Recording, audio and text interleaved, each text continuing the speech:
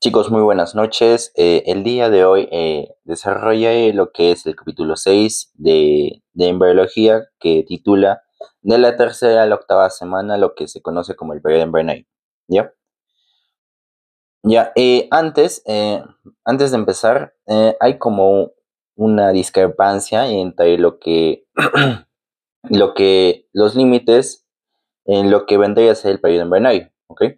En algunos libros, por ejemplo, consideran que este empieza desde la cuarta semana, otros desde la mediana, otros desde la tercera semana, algunos dicen no a finales de la segunda ya, pero en general vamos a tomar en cuenta que el periodo embrionario va desde la tercera a la octava semana, ¿ok? Y este periodo embrionario va a ser este periodo de tiempo de desarrollo donde se van a empezar a formar los diferentes tejidos, órganos y sistemas de lo que vendría a ser el embrión, ¿ok? Ahora, hay que diferenciarlo del periodo de organogénesis, donde este periodo de organogénesis básicamente es ese periodo de formación de los órganos, tejidos y sistemas, ¿ok? El periodo embrionario está incluido, sí, el periodo de organogénesis, pero también tenemos otros fenómenos, ¿ok? Que explicaré en este video. Ahora, hablando a nivel clínico, se tiene lo que es el periodo teratogénico. ¿Qué es este periodo teratogénico? Antes tenemos que definir qué es la teratología y qué es un teratógeno, ¿ok? Logía, hace referencia a aquella ciencia que va a estudiar y analizar las diferentes anomalías congénitas que se van a tener. Una anomalía congénita, chicos, es cuando un factor externo provoca una alteración en el desarrollo en el embarazo, ¿ok? Y específicamente un teratógeno va a ser aquel agente físico, químico o biológico que tiene el potencial de interrumpir el crecimiento, desarrollo normal de un embrión o feto, ¿ok? Puede ser medicamentos, puede ser radiación, puede ser y demás, ¿ok? Entonces, este periodo teratogénico va a ser desde la primera a la octava semana. Antes se creía que el periodo teratogénico iba a la par de lo que era el periodo de organogénesis, o sea, desde la tercera a la octava semana. Pero se ha descubierto últimamente que la primera y la segunda semana es una eventualidad donde sí, el embrión en desarrollo también tiene esa predisposición de poder desarrollar anomalías, ¿ok? Y no es baja. ¿Cómo lo podemos ver en ese esquema? Donde aquí podemos ver el riesgo de inducción de los defectos congénitos, que va, como te digo, desde la primera hasta la octava semana, ¿ok? Y mira, en la curva de crecimiento, si tú, por ejemplo, haces en la segunda semana, que sería, por ejemplo, acá, el riesgo es igual de alto como si estuviésemos en la séptima semana, por ejemplo, ¿ok? Entonces, el periodo teratogénico va desde la primera hasta la octava semana. Y sí, después de la octava semana, la curva de riesgo empieza a descender, pero nunca se hace nulo, ¿ok? Siempre va a haber esa probabilidad de que se puede inducir un defecto congénito, ¿ok? Entonces, vamos a empezar con el fenómeno de la neurulación. ¿Qué es la neurulación? La neurulación es un proceso de formación del tubo neural y la estructura inicial que va a formar el tubo neural es la placa neural. Entonces, ¿qué es neurulación? Es la formación del tubo neural a partir de la placa neural, una estructura base, ¿ok? Entonces, esta placa neural va a ser un tejido ectodérmico engrosado que se va a extender gracias a la vía de polaridad celular planar, ¿está? Mediante el fenómeno de la vía va a ser la extensión convergente, ¿ok? Y obviamente va a haber mitosis, donde por ende las células se van a multiplicar y el embrión va a crecer. Pero déjame explicarte esta vía de polaridad celular planar. Ok. Esta vía de polaridad celular planar, extensión convergente, básicamente va a ser, en simples palabras, un intercambio de las células para que luego se pueda extender el tejido. O sea, Imagina que este es tu tejido inicial, tu tejido A, póngale, ¿ok? Y va a venir 2 centímetros, ¿ok? Las células están agrupadas ahí, como tú puedes ver, pero luego vas a usar la extensión convergente usando la vía polaridad celular planar, que es una vía de señalización básicamente, y las células se van a intercalar.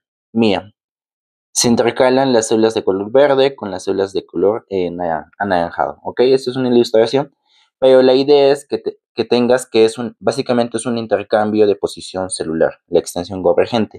¿Y qué es lo que ha pasado? Que el tejido A ha crecido en distancia, ¿ok? 4 centímetros. Entonces, bajo esta extensión convergente, una estructura puede alargarse, pero sin mitosis, ¿ok?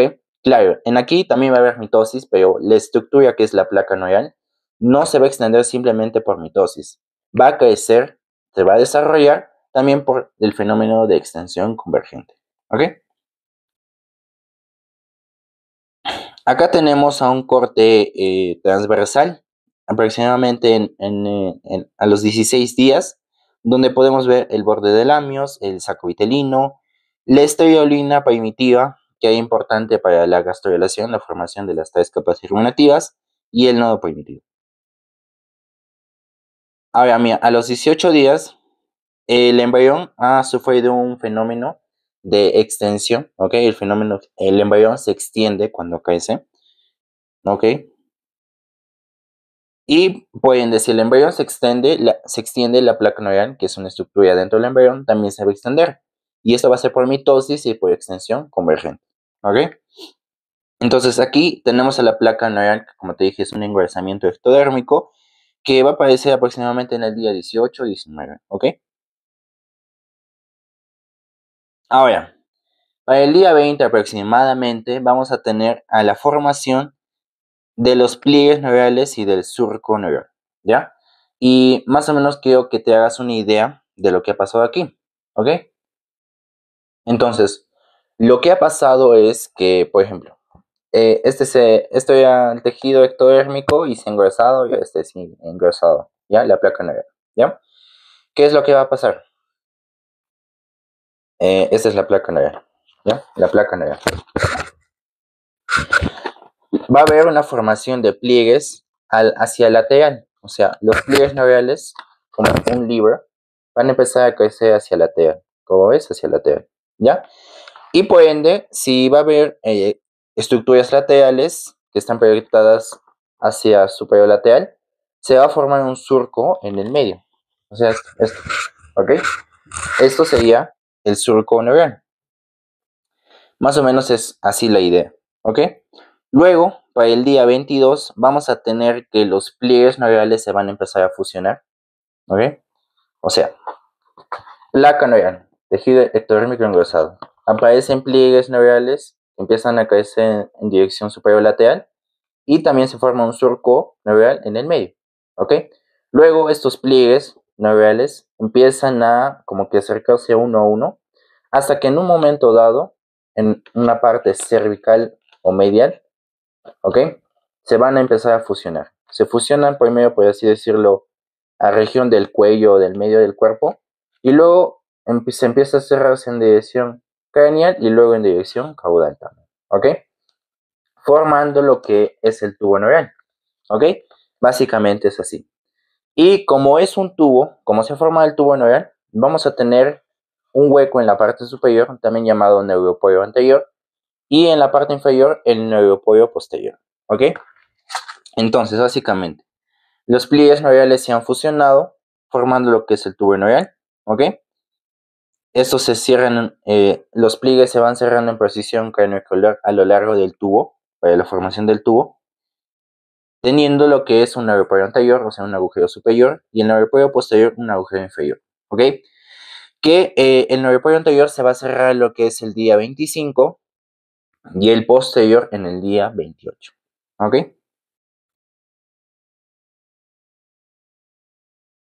Y te preguntarás, ¿por qué el neuropodio anterior se cierra antes? Porque el inicio de fusión de los pliegues neurales fue aproximadamente en la región cérvico-torácico, ¿ok? Por eso la cabeza, como es más corta, tiene menos distancia, se cierra más que en el resto del cuerpo del embrión, ¿ok? Ahora, a partir del tubo neural, ¿ok? Se van a formar básicamente lo que va a ser el sistema nervioso central y otras estructuras que te mencionaré al final, ¿ok? Pero hay una parte del tubo neural que antes de que se forme el tubo neural como tal, una parte del tejido del tubo neural se va a desprender, ¿ok? Y esa parte que se desprende del tubo neural son las células de la cresta neural, ¿ok? Estas células de la cresta neural se les va a, tiene una chapa, un sobrenombre, por así decirlo, que es la cuarta capa germinativa embrionaria. ¿Por qué? Porque a partir de las células de la cresta neural van a derivar un montón de estructuras, sobre todo relacionadas al sistema nervioso y endocrino, que estas estructuras, como son bastantes, el sobrenombre de las células de la cresta neural es la cuarta capa germinativa. Debido a que de las células de la cresta derivan muchas estructuras en el cuerpo humano. ¿Ok? El origen va a ser del neuroectodermo. Ok, este término, neuroectodermo, se refiere básicamente a esa parte de tejido que proviene de la placa neural. Ok, ya te mencioné en la clasificación, el ectodermo, primero, gracias al proceso de neurulación, va a formar primero el neuroectodermo por la placa neural, que este neuroectodermo se va a dividir en células de la cresta neural y el tubo neural, lo que te acabo de explicar. Y aparte va a quedar un ectodermo superficial que verá, como el nombre lo dice, formar estructuras superficiales del cuerpo humano. ¿Ok? Entonces, eso es el neuroectodermo. Ahora, a nivel clínico, como las células de la cresta neural, de ellas derivan muchas estructuras, se va a tener que por lo menos un tercio de todos los defectos congénitos son gracias a malformaciones en el desarrollo de las células de la cresta neural. ¿Ok? Y también, si digamos, esta estructura, quiero que tengas una idea, esta estructura que viene de la célula de la cresta neural tiene un defecto congénito, tenemos que buscar otras estructuras en el cuerpo humano que también tengan origen común de las células de la cresta neural, porque como es el mismo origen, puede ser que esta estructura B también pueda tener un defecto congénito. ¿Ok? Entonces, como te digo, esta es una vista de esto básicamente, ¿ok? Pero visto, por ejemplo, si tú lo volteas, ¿ya? Entonces, en esta vista se puede ver lo que es la neurulación, ¿ok? Y lo que te dije, en el vértice aproximadamente, en esa protuberancia, esa parte de ese tejido se va a desprender, se sale, ¿ok? Migra, formando luego las células de la cresta neural. Entonces, estas células del borde de los pliegues en esa parte de hacia el surco neural van a migrar y después van a migrar antes, pero también una parte de la porción migra después de que se cierre el tubo neural. Y la parte sobrante, por así decirlo, va a ser el ectodermo superficial. ¿Ok? Estas células de la cresta neural, al momento de migrar, van a sufrir una transformación de epitelio a mesénquimo. ¿Ok? Y para saber cómo es esta transformación, primero hay que entender qué es epitelio y qué es mesénquimo, obviamente. ¿Ok? El epitelio se va a definir como aquella capa delgada de tejido que va a revestir y formar una determinada estructura. Puede ser un órgano, un conducto, un tejido y demás. Eso es un epitelio. ¿Ok? Ahora, el mesénquima va a ser en embriología aquel tejido de naturaleza conectiva, laxa, que madre, porque a partir del mesénquima es un estado como inicial, de donde posteriormente se va a desarrollar varias estructuras y obviamente en el desarrollo embrionario. El mesénquima puede ser de cualquier origen, ojo, no confundan que el mesénquima viene del mesodermo, no. El mesénquima puede venir del ectodermo, del mesodermo o del endodermo, ¿ok? Y a partir del mesénquima derivan muchas estructuras, ya sea del ectodermo, mesodermo o endodermo, ¿ya? Entonces, como te digo, aquí estaban las células de la cresta neural, salen y están migrando. Entonces, cuando migran, sufren esa transformación de epitelio mesénquimo, o sea, pasan de una capa delgada de tejido a un tejido conectivo laxo, básicamente. ¿ok? Y pasan a esta parte del mesénquima porque para que se puedan diferenciar las demás estructuras, tienen que estar como en ese estado inicial todavía no modificado, no desarrollado, para que luego recién se pueda desarrollar, ¿ok?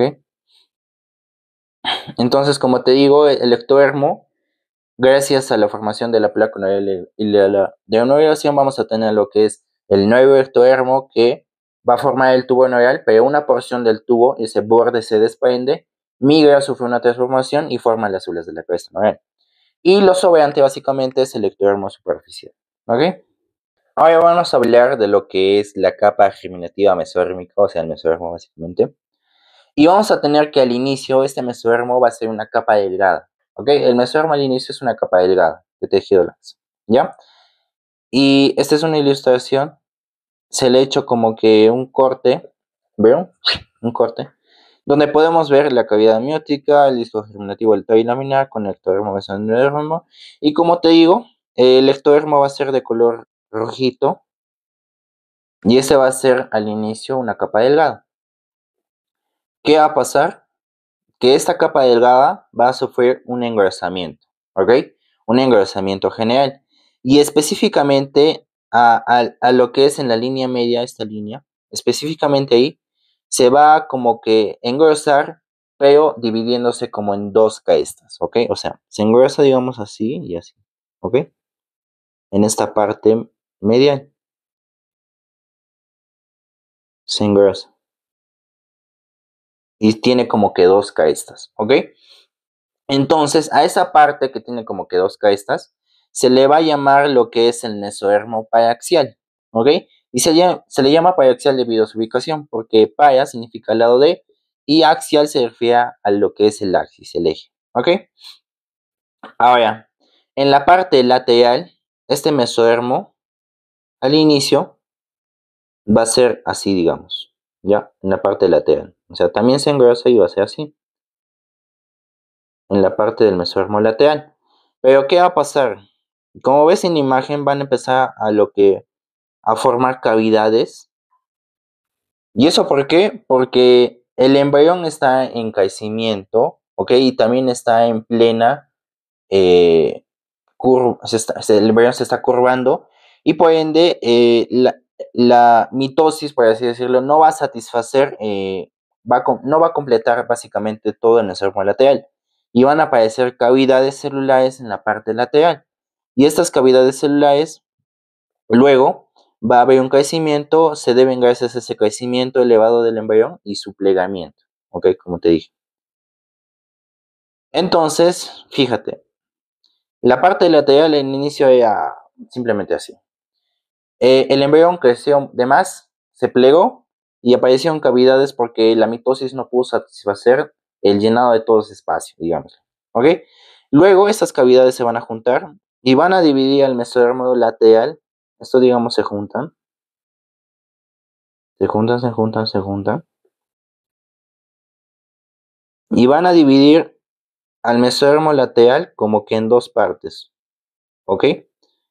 Esto sería una parte y esto sería otra parte. Entonces, ese mesodermo lateral se va a dividir en un mesodermo somático o parietal de la placa lateral. Igual, mesodermo de la placa lateral se refiere a su posición, que es lateral, ¿ok? Y se le dice somático o parietal porque este no va a estar en contacto con el saco vitelino, que es este, ¿ok? Y al mesodermo que sí está en contacto con el saco vitelino se le llama visceral o esplásnico porque está en contacto con el saco vitelino de la placa lateral, ¿ok? Ahora, también en medio de estos dos mesodermos, el mesodermo paraxial, mesodermo de la placa lateral que se dividió en dos, y en medio vamos a encontrar al mesodermo intermedio, que como se dice está entre los dos mesodermos. Ahora vamos a tener dos términos importantes que debemos dominar, que es el término de somatopleuria y el término de esplagnopleuria, ¿ok? ¿Qué es la somatopleuria? La somatopleuria va a ser el ectodermo más el mesodermo somático de la placa lateral. O sea, este mesodermo somático de la placa lateral más este ectodermo, los dos es básicamente somatopleuria. ¿Ok? Y yo me acuerdo, no es somático de somatopleuria. Entonces, la somatopleuria tiene mesodermo somático de la placa lateral y ectodermo. ¿Ok? Ahora, la esplagnopleuria va a contener el mesodermo esplácnico, como lo dice su nombre, de la placa lateral, pero endodermo. ¿Por qué? Porque el endodermo es hacia inferior. ¿Ok? Este es el mesodermo visceral de la placa lateral y este sería el endodermo, color amarillo. Los dos es la esplagnopleuria. ¿Ok?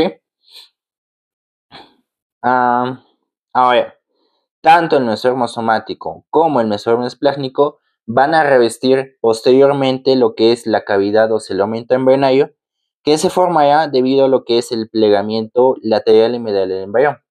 Este plegamiento se ve en el capítulo 7, pero básicamente una idea es que, teniendo acá,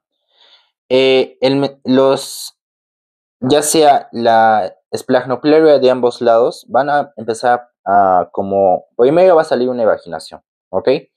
Que básicamente van a ser los pliegues laterales. Esos pliegues laterales, como se van a empezar a fusionar hacia medial, se fusionan y cierran lo que es básicamente al embrión, ¿ok?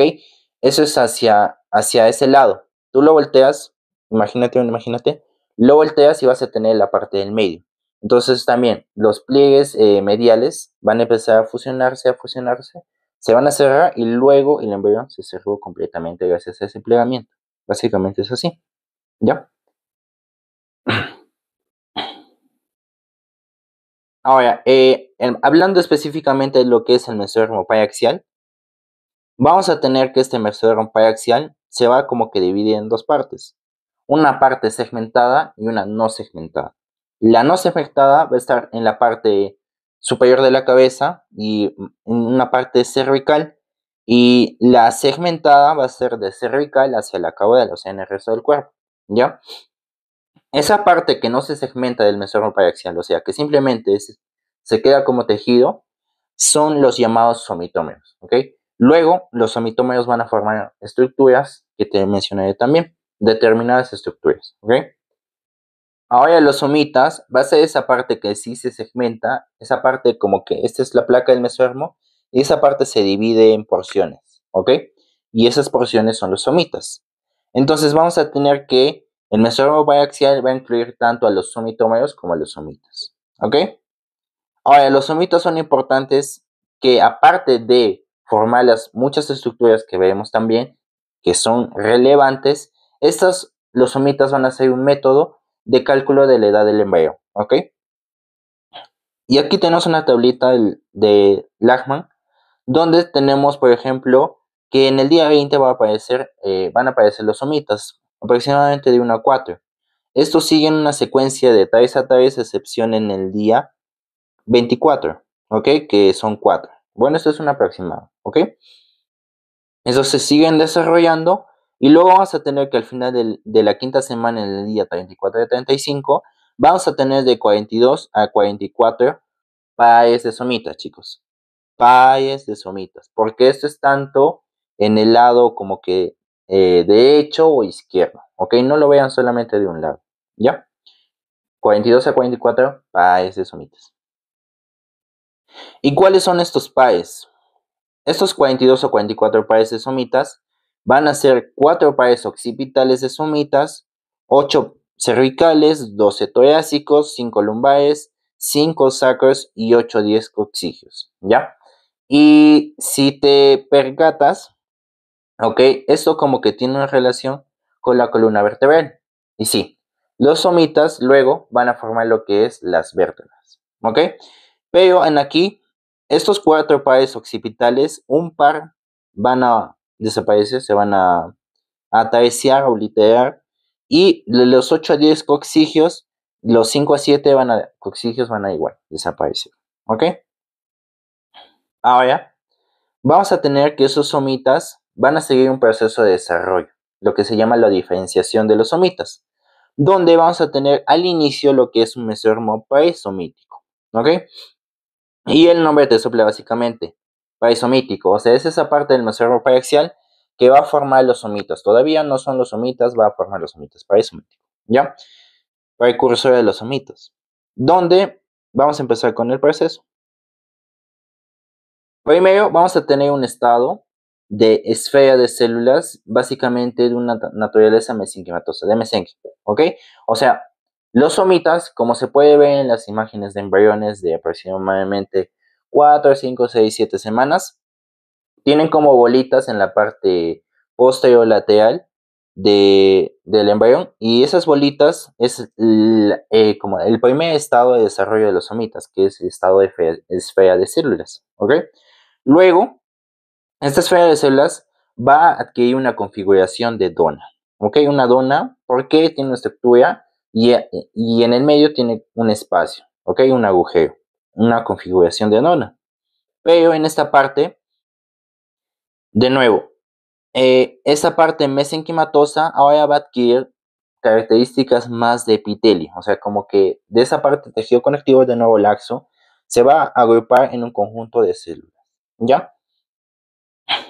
Ahora vamos a tener luego un tercer estado, donde vamos a tener que tanto la parte ventral y medial del somita, como te digo, de nuevo, o sea, para pasar del primer al segundo estado, en el primero era mesenquio, ¿ya? En el segundo se volvió epitelio, pero en el tercero, una parte ventral y medial, de nuevo se van a volver el mesenquio, ¿ok? Y se van a volver el mesénquima porque para formar las diferentes estructuras, como te dije. Y esa parte ventral, medio ventral, sería el esclerotoma, ¿ok? El famoso esclerotoma, que este se encuentra en torno al tubo neural y la notocorda, o sea, hacia medial, ¿ok? El esclerotoma. Ahora, en el borde dorsomedial y ventrolateral del somita, vamos a tener que se va a formar lo que es el miotoma, ¿ok? Y las células entre los dos grupos restantes que quedan van a formar lo que es el dermatoma, ¿ok? Entonces, básicamente, después de la configuración de Dona, el somita se va a dividir en tres porciones básicamente: escleratoma, miotoma y dermatoma. Que esa es una ilustración, ¿ok? Este sería el tubo neural, notocorda, y podemos ver el esclerotoma al lado de estas estructuras, ¿ok? El dermatoma, entre tanto, esta sería el borde ventrolateral, porque se ubica hacia ventral y lateral de esas células musculares, o sea, el miotoma. O sea, el miotoma va a formar músculo, obviamente, ¿ok? Ahora, también tenemos este borde dorsomedial de células musculares del miotoma, ¿ya? Y entre ellos tenemos a lo que es el dermatoma, ¿ok? Como te digo, el esclerotoma tiene esa naturaleza de conectivo laxo. Ahora, ¿qué va a pasar? Va a haber una migración de miotoma, una migración de células del miotoma, ¿ya? Entonces, esa migración, básicamente como que cada parte, ya sea miotoma o dermatoma, va a intercalar, va a haber una modificación de posición, haciendo que tanto el miotoma como el dermatoma estén como que juntos, ¿ok? El esclerotoma sigue ahí, entonces debido a un cambio en la posición, ya sea del dermatoma como del miotoma, se va a formar lo que es el dermomiotoma, que es básicamente el dermatoma y el miotoma juntos, el dermomiotoma, ¿ok? Pero vamos a tener que también algunas células del borde ventrolateral del miotoma van a migrar, se van a salir de ese grupo, van a decir chao. ¿Y para qué van a migrar? Van a migrar para formar los diferentes músculos de principalmente las extremidades, por ejemplo, del sistema apendicular, ¿ok? Migra porque como es hacia medial esta parte, nosotros también tenemos músculos obviamente en los brazos, en las piernas. Entonces, esas células del borde van a migrar a las extremidades, por ejemplo, para formar los músculos, ¿ok?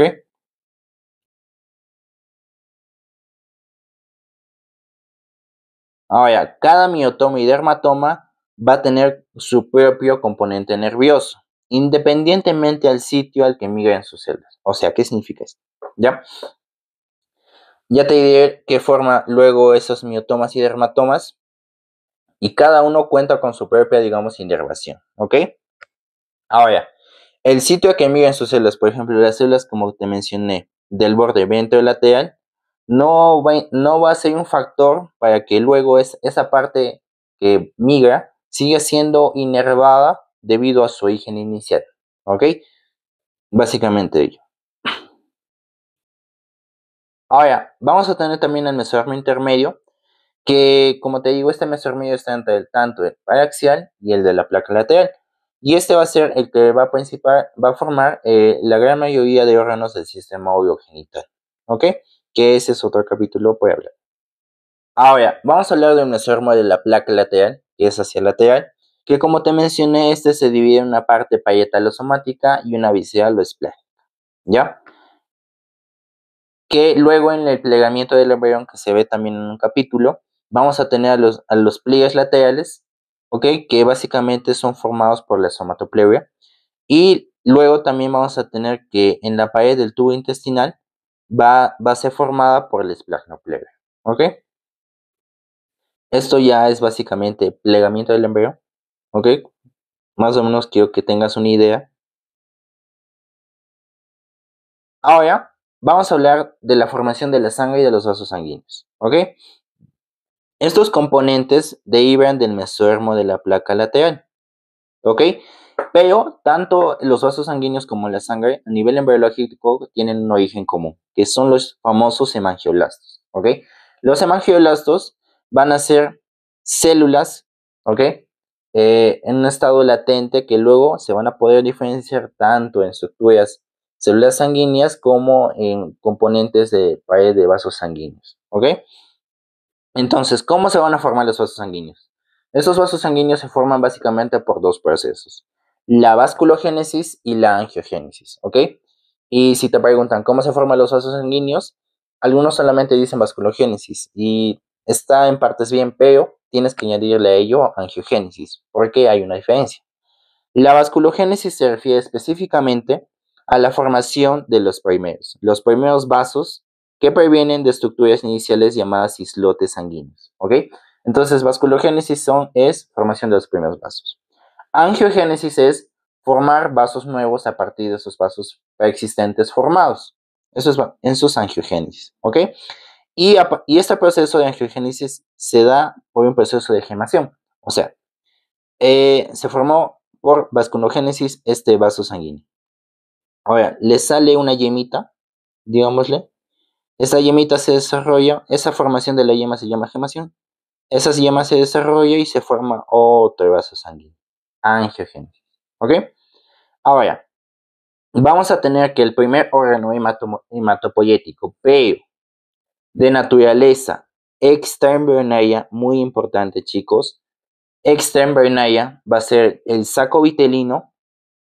Ok, ese va a ser, el saco vitelino es el primer órgano hematopoyético, pero este es de naturaleza extraembrionaria, porque está fuera del embrión. Ok, ahora, luego vamos a tener que el hígado se va a volver el órgano hematopoyético principal, porque hace hematopoiesis, formación de células sanguíneas, que este va a ser pero hasta el séptimo mes de gestación, ¿ok? Primero fue el saco vitelino, luego esos islotes y vasos sanguíneos que se formaron, luego se mueren, luego viene el hígado a reemplazar al saco vitelino, hace hematopoiesis y así.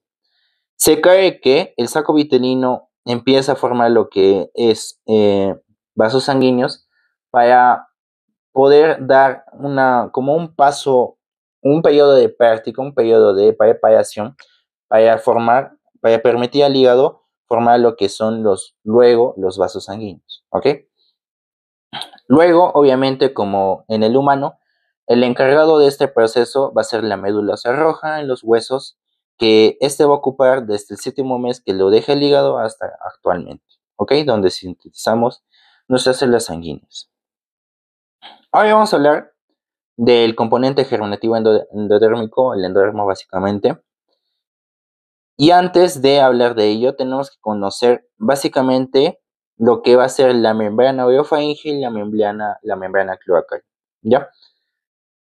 La membrana orofaringea, ya ambas membranas, ya sea tanto membrana orofaringea o membrana cloacal, son membranas ectoendodérmicas, ¿ok? ¿Y por qué se dice así? Porque el origen embrionario de la membrana orofaringea y la membrana cloacal viene del ectodermo y del endodermo, no del mesodermo, ¿ok? El ectodermo y el endodermo forman lo que es tanto la membrana oreofaringia como la membrana cloacal, ¿ya? Ahora, la membrana oreofaringia va a ser una barrera temporal hasta la cuarta semana que entre la cavidad bucal primitiva y el intestino primitivo. O sea, básicamente al inicio, hasta la cuarta semana, hay una membrana que tapa, puede así decirlo, el conducto digestivo, lo tapa, ¿ok? Y esa es la membrana oreofaringia. Ahora, a la cavidad bucal primitiva también se le conoce como el estomodeo, ¿ya? La membrana cloacal va a tener una función similar, va a ser una barrera temporal hasta la séptima semana entre el intestino primitivo y el ano, ¿ok? Al ano del embrión también se le llama esa cobertura protectora, ¿ok, chicos? Finalmente, para acabar, vamos a tener el aspecto externo en el segundo mes de desarrollo. Y para medir esto, también se habla en el capítulo 8, se tiene medidas, ¿ok? Por ejemplo, la medida longitud cefalocaudal, que es una medida de el vértex del encéfalo hasta un punto medio entre las nalgas, cefalocaudal, ¿ok? Y podemos ver en el aspecto, básicamente es una ilustración del segundo mes de desarrollo, que también luego se hablará, que básicamente ya se ha formado lo que es, por ejemplo, el tubo neural, ya se han formado bastantes órganos, ¿ok? Podemos ver a un cordón umbilical primitivo y demás. ¿Ya, chicos? Ahora, aquí falta lo que es las estructuras que se desarrollan tanto del ectodermo, endodermo y mesodermo, ¿ya? Estas estructuras se mencionan en muy bonitas tablas de mi querido doctor, te lo dejo el doctor Franco Kelly, vayan a ver su video y en ahí está ordenada lo que son las estructuras que derivan de estas tres capas genéticas. ¿Ok? Y hasta aquí el video de hoy. Muchas gracias chicos por su atención y nos vemos en un siguiente capítulo.